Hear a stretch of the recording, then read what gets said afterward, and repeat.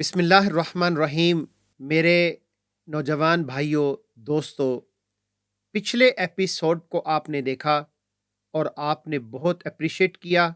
آپ کے پیغامات اور آپ کی حوصلہ افزائی نے ہمیں انکریج کیا کہ آج کے نوجوان کو جس کامیابی کے پیچھے لگا دیا گیا ہے، جس میں انسان تھک ہار کے ٹوٹ جاتا ہے، لیکن وہ کامیابی اتنی دور جانا شروع ہو جاتی ہے کہ وہ کامیابی ایسے لگتا ہے کہ جیسے ساتویں آسمان کے اوپر ہے۔ تو کامیابی کا تصور کیا ہے؟ کامیاب کون ہے؟ کامیابی کے پیمانے کیا ہیں؟ دنیا کامیاب کسے کہتی ہے؟ رب کامیاب کسے کہتا ہے؟ اور الٹیمیٹ کامیاب کون ہے؟ یہ وہ چند باتیں ہیں کہ پچھلے ایپیسوڈ کے اندر ہم نے کچھ ہلکے اشارے اس کامیابی کی طرف کیے تھے، لیکن میں یہاں پہ آج آپ سے یہ کہنا چاہوں گا بڑے ہی ہمبل وے کے اندر کہ دیکھیے، جو چیز آپ کو اپنے رب سے دور کر دے، جو چیز آپ کی آنکھوں سے سپنے اور خواب چھین لے، جو چیز آپ سے اطمینان چھین لے، جو چیز آپ کی نیند کو پوری نہ ہونے دے، جو چیز آپ کو اضطراب کے اندر رکھے، جو چیز دنیا کے اندر رہتے ہوئے بھی آپ کسی بے سکونی کا شکار رہیں، تو کیا وہ کامیابی ہے؟ یقیناً میرے نزدیک اور دنیا کی جتنی بھی چیزیں ہیں وہ کامیابی نہیں ہے، بلکہ وہ آپ کو مضطرب رکھتی ہے، آپ کو کسی اور چیز کے اندر مبتلا کر دیتی ہے، آپ کو بے سکون کر دیتی ہے۔ تو دیکھیے، اگر آپ مطمئن ہیں، رب کی رضا کے اوپر مطمئن ہیں، اللہ کے دیے کے اوپر مطمئن ہیں، اگر آپ کا دل اس کی رضا کے اوپر مطمئن ہے، اور اگر آپ کی آنکھوں کے اندر اطمینان جھلک رہا ہے، آپ ایک اطمینان والی روح ہیں، اور یہ اطمینان والی روح کیسے بنے گی؟ کیسے یہ اطمینان والی روح پرورش پائے گی؟ آج ہم تھوڑی سی گفتگو اس اطمینان والی روح کے اوپر کریں گے، تاکہ نوجوانوں کے اندر جو جوانی ہے، جوانی مستانی اور دیوانی بھی ہوتی ہے، لیکن جوانی در جوانی توبہ کردن شیوائے پیغمبری بھی ہے، کہ نوجوانی کے اندر اللہ کے ساتھ جڑنا، اور نوجوانی کے جو دن ہیں یہ بہت قیمتی ایام ہوتے ہیں۔ تو آج یہ نوجوانی کیسے کامیابی کی طرف اس کو ہم نے ٹلٹ کرنا ہے، موڑنا ہے، آج ہم کچھ گفتگو اس اطمینان والی کیفیت کے اوپر بھی کریں گے کہ یہ کیفیت آپ کو کیسے ملے گی، یہ اطمینان آپ کو کیسے ملے گا، یہ کنٹینٹمنٹ آپ کو کیسے ملے گی، یہ سکون آپ کو کیسے ملے گا، آپ کی روح سرشار کیسے ہوگی کہ آپ دنیا کے اندر کچھ بھی ہو جائے لیکن آپ اپنے رب سے جڑے ہو، آپ نے دنیا کے اندر رہتے ہوئے بھی آپ ایک ایسی اطمینان والی روح ہیں کہ لوگ آپ کے اوپر رش کرتے ہیں، لوگ آپ کی طرف بڑی ہی حسرت بھری نظروں سے دیکھتے ہیں کہ یہ کیسا انسان ہے کہ جو ہر طرح کی مشکلات کے اندر اپنے رب کے ساتھ کیسے جڑا ہو۔ یہ اطمینان والی روح کے اوپر آج ہم بات کریں گے۔ نویس صاحب جڑے رہیے گا، آپ کو انشاءاللہ العزیز ایک بہت ہی خوبصورت میسج آج دیں گے انشاءاللہ۔ جی ماشاءاللہ نصر اللہ بھائی، آپ نے پھر پچھلی دفعہ بھی اس ٹاپک کو بہت ایک انتھوزیسٹکلی جو ہے وہ پیش کیا تھا، اور یہ واقعتاً ایک امپورٹنٹ اسپیکٹ ہے جس پر بہت یعنی ببانگ دہل یہ بات پہنچائی جانی چاہیے۔ نصر اللہ بھائی، یہ جو ٹاپک ہم نے پچھلی دفعہ شیئر کیا تھا کہ پرزنرز آف سکسیس یا پرزنرز آف اچیومنٹ، اور ڈسپلنری سوسائٹی سے ہم ایک اچیومنٹ کی سوسائٹی میں داخل ہوئے ہیں۔ دیکھیں نصر اللہ بھائی، جو بہت بڑا ایسپیکٹ اس وقت ہمارے یوٹیوب میں بھی ہمیں نظر آتا ہے، وہ یہ ہے کہ ایک بہت بڑی series of numbers of channels ہیں جو سکون قلب کے حوالے سے، اطمینان قلب کے حوالے سے، نظر کی پاکی کے حوالے سے، اور جو الٹیمیٹ سکسیس ہے اس کے حوالے سے لوگوں کو درس دے رہے ہیں۔ اچھا، اس میں جو اہم بات یہ ہے کہ یہ یقیناً جو آدمی پریشان ہے، مضطرب ہے اور ہارا ہوا ہے، اور اس کامیابی کو جو اس کا ایک آئیڈیل انفلوئنسر تو حاصل کر گیا ہے اور وہ نہیں کر پایا، اور اس ساری موٹیویشن کے بعد کہ جو کر سکتے ہو، جو ہم نے پچھلی دفعہ کہا، اس کے بعد وہ یہ فیل کرتا ہے کہ نہیں، ایسا نہیں ہے، کر سکنا ہر ایک کے لیے نہیں ہے. تو یہاں پر اس کامیابی کے نہ ملنے کی وجہ سے جو ڈپریشن اور جو انگزائٹی اور جو ایک خوف کی کیفیت اس پر سوار ہے، یہ ایک خطرناک قسم کا ایک ایگزسٹنگ ریالٹی ہے نصر اللہ بھائی اس وقت. اور اس کو صرف اس پہلو سے نہیں دیکھا جا سکتا کہ مجھے اطمینان قلب کے لیے آپ یا کوئی بھی فرد جو ہے وہ اذکار کی ایک لسٹ دے دے اور میں اذکار کرنا شروع کر دوں اور میں نے وہ اطمینان تو پا لیا. لیکن رسول بھائی ہم جب بات کرتے ہیں تو اسلام کی تو یہ ٹوٹیلٹی کی بات کرتا ہے نا. میں نے اپنے اس ڈپریشن سے تو نجات پا لی، میں اس خوف کی نکل گیا، فضا سے تو باہر آ گیا، لیکن کیا میرے دل پہ وہ ملال نہیں رہ گیا کہ میں ایک کام حاصل کر سکتا تھا وہ میں نے نہیں کیا؟ تو رسول اللہ بھائی اس ایسپیکٹ پر جب ہم بات کرتے ہیں تو ہم نے یہ پچھلی دفعہ بھی کہا تھا کہ ہمارے اس ویژنری وائسز میں ہم کسی ایک جگہ پر نتھی ہو کر بات نہیں کریں گے، ہم ایز اے ٹوٹل ہیومینٹی کی بات کریں گے. پالیٹکس بھی ہم کر رہے ہیں تو ایز اے پورے گلوب کی کر رہے ہیں، اور اگر ہم پالیسی میکنگ پاکستان کی بیان کر رہے ہیں تو صرف گورنمنٹ کو کرٹیسائز نہیں کر رہے بلکہ دوسرے ایسپیکٹ بھی ہم اپنے آڈینس کے سامنے پیش کر رہے ہیں تاکہ ایک کلیئرٹی آف تھاٹ رہے، ایک کلیئرٹی آف مائنڈ آپ کے پاس رہے. دیکھیں رسول اللہ بھائی، یہ جو سکسس کی سٹوری ہے، ایک تو وہ بات ہے جو پچھلی دفعہ ہم نے بیونگ چل ہان کے ریفرنس سے بیان کی تھی، اور یہ جو مشال فوکو کے ریفرنس سے بتایا تھا کہ وہ جو 19ویں صدی کی فلسفی اور وہ جو چینج ہوئی تھی. دیکھیں ہم ٹوٹیلٹی کی بات کر رہے ہیں نا. تو اب رسول اللہ بھائی اگر ہم ہسٹری میں پیچھے جاتے ہیں، دیکھیں چیزیں انسان کی جو ہے نا یہ آگے پیچھے ہوتی رہتی ہیں. کسی کو میں عنوان دے دیتا ہوں، کسی کو آپ عنوان دیتے ہیں، کسی کو کوئی اور عنوان دیتا ہے. چیزیں ایک خاص فیز اور خاص موڈ میں بار بار ریپیٹ ہوتی ہیں. ہسٹری آگے پیچھے ہوتی رہتی ہے، ہسٹری ریپیٹ کرتی ہے. یہ ایک سائیکل ہے جو چلتا ہے، اور کہتے ہیں کہ یہ جو اسلامک سویلائزیشن ہے اس کا بھی ایک سائیکل ہے، اس میں موت بھی ہوتی ہے اور پھر زندگی ہوتی ہے. تو قوموں کی سویلائزیشن کی زندگیوں میں موت اور جس کو کہنے اویکننگ اور جو ابھرنا ہے وہ ہوتا رہتا ہے، وہ چلتا رہتا ہے، ایک دفعہ نہیں ہوتا. انسانی زندگی ایک دفعہ بایولوجیکلی ہوتی ہے، پھر وہ ختم ہو جاتی ہے. رسول اللہ بھائی اگر ہم ٹریس کرتے ہیں تو یہ جو Romans were the first people in history who adopted luxurious lifestyle as the philosophy and code of life in the world.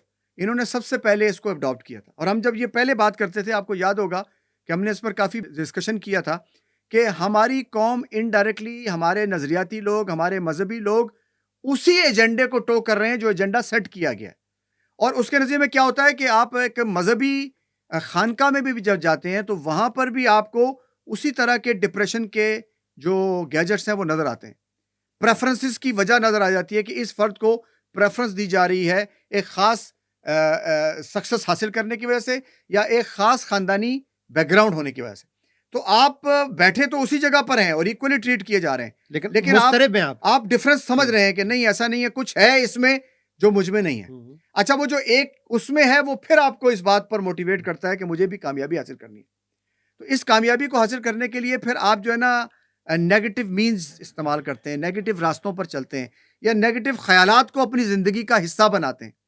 جب آپ کی زندگی میں آپ کے خیالات کی ایک بڑی چنک یا ان کا بڑا حصہ جو ہے وہ لوگوں کو چیز کرنے میں اور کامیابی کے جگاڑ تلاش کرنے میں گزر رہا ہو، تو رسول اللہ بھائی ایسے بندے کو آپ وہ نفس مطمئنہ اور روح پاکیزہ اور قلب اطمینان والی جو ایک کیفیت ہے وہ کیسے ٹرانسفر کر سکتے ہیں؟ تو ہم نے پچھلی دفعہ یہ بات کی تھی اپنے سارے ریفرنسز سے کہ یہ بہت بڑا ایک یعنی آپ سمجھ لیں کہ ایک چیلنج ہے، خاص طور پر مذہبی لوگوں کے لیے، آئیڈیولوجیکل لوگوں کے لیے، کہ وہ ایجنڈے کو پھر بالکل ٹھیک سیٹ کریں. میں ایک بات کہہ رہا ہوں کہ اطمینان یہاں پر ہے تو وہ اطمینان میری شخصیت میں ریفلیکٹ ہونا چاہیے، میرے مزاج میں اس کی جھلک نظر آنی چاہیے، میرے ملنے اور برتنے میں لوگوں کے اس کا اظہار ہونا چاہیے. یعنی ایک ایسے بندے کو دیکھ کر جو فائنینشلی بہت سٹرونگ ہے اور اس کو دیکھ کر میری باچھیں بھی کھلتی ہیں، میرے اندر جو چہرے پر ایک خاص قسم کا ایک مزاج یا ایک سنجیدگی چھائی ہوئی ہے وہ بھی چھلک جاتی ہے یا چھپ جاتی ہے اور میں جو ہے وہ خوشی کا اظہار کرتا ہوں. تو اس رویے کو پھر آپ کی پوری شخصیت میں بھی جانا چاہیے. تو انفارچونیٹلی ایسا ہوتا نہیں ہے. کہیں نہ کہیں وہ جو گلوبل ایجنڈا ہے یا گلوبل جو لہر ہے وہ چل رہی ہوتی ہے. لہٰذا اس کی بہت ضرورت ہوتی ہے کہ اس کو چیلنج کیا جائے. اس کو چیلنج اجتماعی طور پہ بھی کیا جائے, اس کو چیلنج پولیٹیکلی بھی کیا جائے, اس کو challenge as a etiquettes of society بھی کیا جائے, اور لوگوں کو یہ بات بتائی جائے اور بڑے زور سے بتائی جائے کہ یہ جس طرف آپ لے کے چل رہے ہیں لوگوں کو یا جو چلانا چاہتے ہیں یہ خطرناک نہج پر آگے بڑھ جائے گا اور یہ ڈپریشن پیدا کرے گا, یہ لوگوں میں بیماریاں پیدا کرے گا. ہم اگلے ایپیسوڈ میں انشاءاللہ کچھ ایسے کریکٹرز کو یا کچھ ایسے ٹیسٹ کیسز کو یا کیس اسٹڈیز کو لوگوں کے سامنے پیش کریں گے کہ جس میں سب کچھ موجود ہونے کے باوجود بھی وہ فرد اپنی تھرس میں یہ سمجھ رہا ہے کہ مجھے کچھ بھی حاصل نہیں ہوا. تو اس چیلنج کو ہمیں ایڈریس کرنا چاہیے, اس کو ایڈریس کرنا ہے, اور اس چیلنج کی جو روٹ کازز ہیں ان کو سمجھتے ہوئے ہمیں اپنے نوجوانوں کو اس کی طرف لے کے آنا چاہیے. نبی صاحب تاریخ کو اگر دیکھیں تو جو عشرہ مبشرہ تھے اس میں سے 7 صحابہ کرام ایسے تھے کہ جو آج کے دور کے ٹریلینئر تھے, جس کے اندر حضرت عثمان غنی تھے, جس کے اندر حضرت عبد الرحمن بن عوف تھے. دیکھیں دنیا ایسے آئی آپ کی طرف کہ انسان تصور بھی نہیں کر سکتا تھا, لیکن اطمینان تھا, اور جب آئی تو کیسے دے دی دنیا. آپ تصور نہیں کر سکتے نبی صاحب کہ دنیا چل کے آتی تھی آپ کی طرف, جیسے مقناطیس کھینچ لیتا ہے لوہے کو اپنی طرف, اسی طرح یہ وہ لوگ تھے کہ ایسے دولت کو کھینچ لیتے, دولت عاشق ہو جاتی تھی ان کے اوپر, لیکن کبھی اس کی طرف نظر التفات ہی نہیں کی. تو اس سب کے باوجود کیا ہوا؟ نفس مطمئنہ بنے, اطمینان پایا, اطمینان قلب پایا, اپنے رب کو پایا, اور رب کے بندوں کے اوپر انہوں نے کیا کر دیا؟ اپنی ہر چیز رب کے بندوں کے اوپر نچھاور کر دی, جس سے کیا ہوا؟ جس سے رب راضی ہوا, جس سے خلق کو فائدہ پہنچا, جس سے ان کو اطمینان پہنچا. اور پھر اللہ نے ان سے کیا وعدہ کیا نبی صاحب؟ رضی اللہ عنہم ورضوا عنہ, کہ اللہ تعالیٰ ان سے راضی ہو گیا اور وہ اللہ سے راضی ہو گئے. تو یہ رب کی رضا, رب کو پا لینا. رب آپ سے کیا چاہتا ہے, رب آپ کو کیسا دیکھنا چاہتا ہے. تو کبھی رب کے آئینے میں اپنے آپ کو دیکھیں نبی صاحب, کبھی رب کے سامنے کھڑے ہو کے دیکھیں کہ رب آپ سے کیا چاہتا ہے, رب آپ کو کیسا پانا چاہتا ہے, رب نے آپ کے لیے کیا کچھ رکھا ہے, اور رب آپ کو کس رنگ میں دیکھنا چاہتا ہے, اور صبغۃ اللہ کا رنگ ہے کیا. اس رنگ میں کبھی کوئی انسان رنگ کے دیکھے تو دنیا تو کیا چیز ہے نبی صاحب. جب اللہ کے رنگ میں انسان رنگ جائے گا تو اس کی تو کیا اٹھان ہے, اس کے کیا مرتبے ہیں, اس کا کیا مزاج ہے. تو یہ بنیادی طور پہ آج کے نوجوان کو بتانے کی ضرورت ہے جو مسنگ ہے, اور بتانا چاہیے, سمجھانا چاہیے بچوں کو, بیٹیوں کو, بیٹوں کو, نوجوانوں کو, تاکہ اطمینان آئے اور دنیا ایک باہمی رواداری اور بھائی چارے کے ساتھ آگے بڑھ سکے.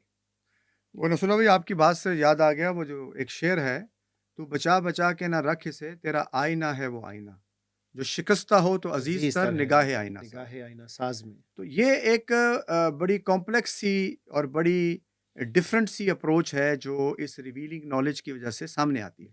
دیکھیں اس کو اگر آپ اس وقت نسولہ بھائی جو آپ نے بات کی ہے رب کی اور ریویلڈ نالج کی اور نبی کریم صلی اللہ علیہ وسلم کے ارشادات کی, اس کو آپ ایک سائڈ پہ تھوڑا سا فی الحال کریں تو پھر کیا حل ہے ان ساری چیزوں کا جو ہو رہی ہیں دنیا میں.